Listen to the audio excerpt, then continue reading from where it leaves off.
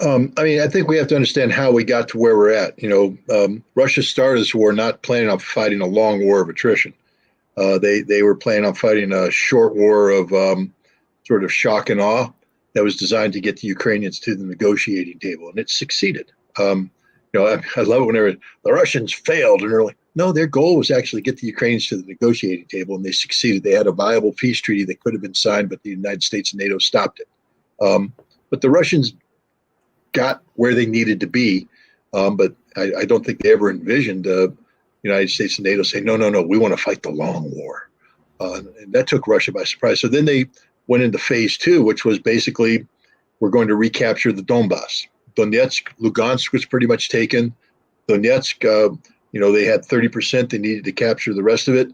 And so they began this war that by definition became a war of positional attrition because the front in Donetsk was basically defined by 7 years of in-depth entrenchments by the Ukrainians, and so the Russians needed to defeat that defense, and to do that, you have to do it in a way because remember Russia only had 200,000 troops, and those 200,000 troops were spread thinly along the whole 1,000+ kilometer frontage. So they thinned their troops out. They put the majority of their firepower in the Donbass because all they wanted to do was liberate the Donbass and end the war. That was all they were seeking to do from the peace agreement that they said. Oh, we just want the Donbass. And now the Ukraine said, well, no, you're not going to get it. They said, well, we're going to take it.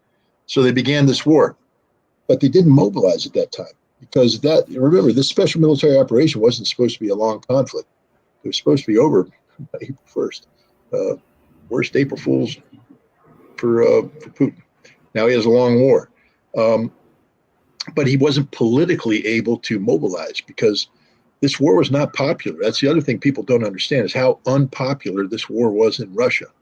I remember Putin gave his speech February 21st, 22nd, before the invasion about the historical roots between the two.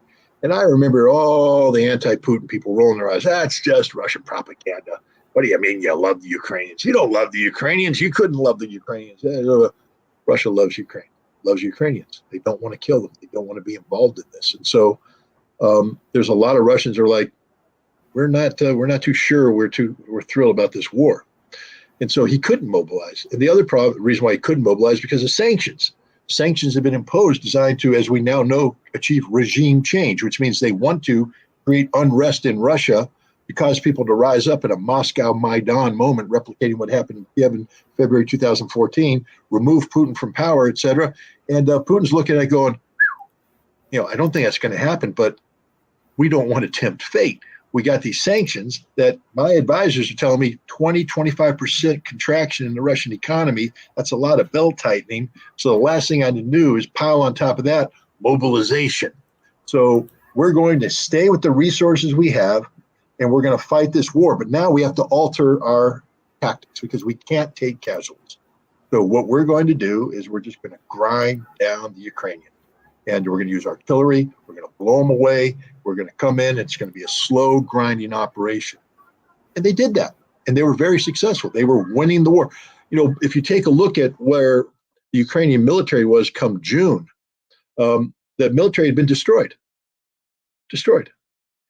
The only thing that kept it viable was, a $45 billion shot in the arm in terms of new Lend-Lease that suddenly brought in heavy equipment, tanks, artillery, the whole works came in, and the Ukrainians were able to reconstitute a viable military force, which they then used to counterattack against an overextended Russian, force disposition in Kharkov and Kherson, and they succeeded. That happened. So now what the Russians are facing with is the reality that they're in for a war that isn't just going to be about conquering Donbass. It's now a war about preserving the gains they have. So they mobilize. They mobilized. One of the reasons why they mobilized is because the economic calculations were wrong. It looks like the Russian economy, instead of contracting 25%, contracted 2%, and is actually expected to grow next year. Remember, grow during wartime with sanctions. So Putin's going, economy's doing okay. People one of the big mistakes they made was counterattacking, because now the Russian people woke up and went, whoa, whoa, whoa, whoa, whoa. So this is no longer a war between Russia and Ukraine. This is a war between Russia and the collective West using Ukraine as a proxy. And Ukraine's got a bunch of Nazis in the command. So now Russia's behind. So he mobilized, and they've done that. So now we have a lengthy battle line where the Russians are going to use the positional war of attrition tactics. They're going to avoid unnecessarily expending lives in a bold General Patton type maneuvers. They're going to grind, and they're succeeding. It's not dramatic. There's nothing dramatic going on about Bakhmut. It is just drudgery. It is up front, close, painful, bloody violence. But the Russians are winning, and they're winning everywhere on the front line. Now, people will say, what about the Ukrainian counterattack? Well, first of all, what are they going to counterattack with? Understand that they've put the bulk of their forces into the Bakhmut area. They're thinly defended elsewhere, that they're coming under pressure across the line. Bakhmut's not the only offensive that's taking place. There's offensives taking place all over, and the Ukrainians are under stress. So if they are able to assemble reserves, these reserves aren't going to be able to be held and back. They're going to be penny packeted out to try and plug gaps here, there, and everywhere, especially if Russia breaks through in Bakhmut and you have this defensive line that suddenly balloons up.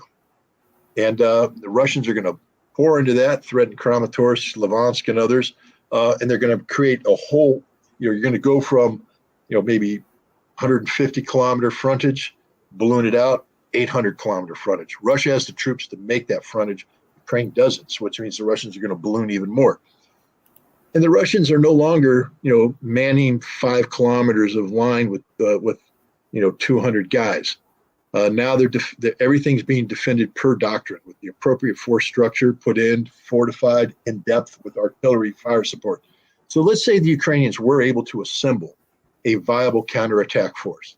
And believe me, Lloyd Austin is in Ramstein, Germany right now with the Ukrainian contact group trying to generate just that. So let's say they could do it. Hypothetically speaking, they get 40,000 guys and they train them up. This isn't going to be Kharkiv September 2022. Where if you penetrate the Russian lines, those thinly held lines, there ain't nothing between you and the next Russian force but 20 kilometers of empty space. That's not how it works now. You're going to have to go up against a defensive line that's held doctrinally, which means they have sufficient resources there. And even if you break through, which you're probably not, but even if you break through, there's going to be a second line of defense there to stop you. And now you're stuck in a kill zone, and artillery is going to come in and slaughter you. And let's say you break through the second one. There's a third line of defense. And this time they're going to hit you with counterattacking force. The Ukrainians don't stand it. I mean, it's wintertime. Take a snowball, put it in hell, and tell me how long you think that snowball is going to last. That's why they call it a snowball's chance in hell. And that's what the Ukrainians have when it comes to launching a viable counterattack against the Russians. They have no chance. They're not even, people are saying, well, it could be a battle of the bulge moment. No. The Germans actually ruptured the lines during the Battle of the Bulge. That's why they made a big bulge. Ukraine's not even going to do that. They're not going to rupture the Russian lines. They're just going to die. And then we have to, in the back of all this, keep in mind that no matter what, they're running out of ammunition sometime this summer. We know that. Jan Stoltenberg said so. NATO says we can't replenish it. The Germans can't bribe their own defense industry to crank out, 250,000 rounds of ammunition a month. They say we can't afford that. So Ukraine's running out of ammunition. And in a war that's defined by artillery, and you run out of artillery ammunition, you've lost the war. And that's where we're at right now. And according to the Russians, about 80,000 of the 300,000 plus who were mobilized were identified as people with recent relevant military experience. Maybe they got out 2-3 years ago, so they understood which way was up. They didn't have to be retrained on which was military left, military right.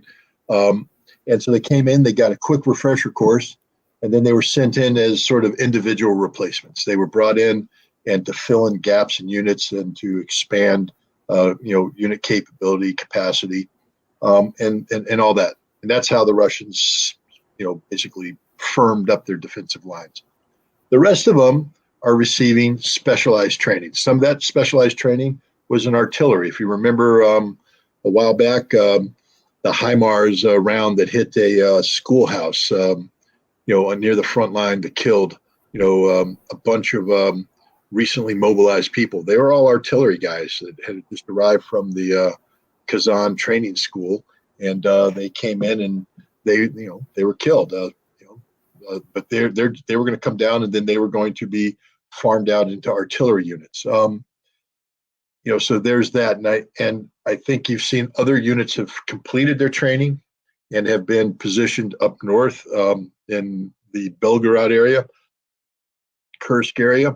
But a lot of the units are still completing their training. You keep seeing the Russian Ministry of Defense release reports that say, in the Western Military District, Russian troops are going through the final paces of their combined arms, training, where they're learning how to fight dismounted from infantry with artillery support and all that stuff. Now I'm looking at it going, well, that's sort of the kind of training they'd be doing if they were going on the offensive. So it looks to me like a certain number of units are receiving specialized offensive training, and then they'll come in. Now, in war, your military guys are like elite athletes, especially highly trained people. I'm not going to say that they can run the decathlon like Bruce Jenner. I might have given a reference there to give away my age. Mahomes. They can't run like Mahomes, but they can fight war, and you get trained to a certain level of proficiency. Just like an athlete, you want to train an athlete like a boxer. You want to peak your training literally the day before the fight, so that you're at max capability. What you don't want to do is train, and then they delay the fight by a month. And now what? You're going to get fat, you're going to get lazy, lose your wind, you're not going to win the fight. So the Russians are building up these troops, these capabilities, and they're going to bring them forward. And I think the timing of that is essential. I think some of them are actually being held back and saying, all right, slow the training down just a little bit. Repeat week 2, but a little bit more intense. Just got to buy some time here, because you don't want to send them home on leave, because then they come back and you got them ready to fight, so they're going to fight, and they're timing that. And there's a couple things I'm sure we'll talk about. What's going to happen with the Chinese peace plan. I think that's a factor in all of this. But these units haven't been committed yet, so there are literally, the potential of 200,000 plus Russian troops, fully equipped, fully trained, with more than just shovels, who are ready to enter the battlefield. Ukraine doesn't have anything like that at all. They might have 40, 50,000 guys out there getting trained around the West. But like I said, when they come in, they're going to be penny packeted into the fighting. The Russians have, a joint operational group with the Belarusians up north of Kiev. Ukraine has to pay attention. There's elite armored units that could be used in the Eastern Front, but they're up north, providing a screen, because you can't leave Kiev undefended with the potential of a Russian, joint Russian-Belarus assault there. So, the Ukrainians don't have troops. The Russians have a lot that they haven't committed to the battle yet, and I think again, advantage Russia across the board.